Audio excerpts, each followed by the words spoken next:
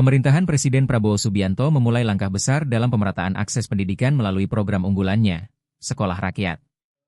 Sejak Juli lalu sekolah berbasis asrama ini resmi beroperasi dan menyambut 150 siswa dari keluarga miskin dan miskin ekstrim di Makassar.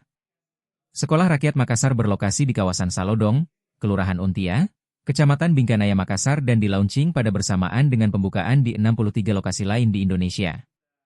Nur Alam, Kepala Sentra Wirajaya Makassar, menyebut program ini sebagai strategi negara untuk memutus rantai kemiskinan dengan pendidikan berbasis karakter.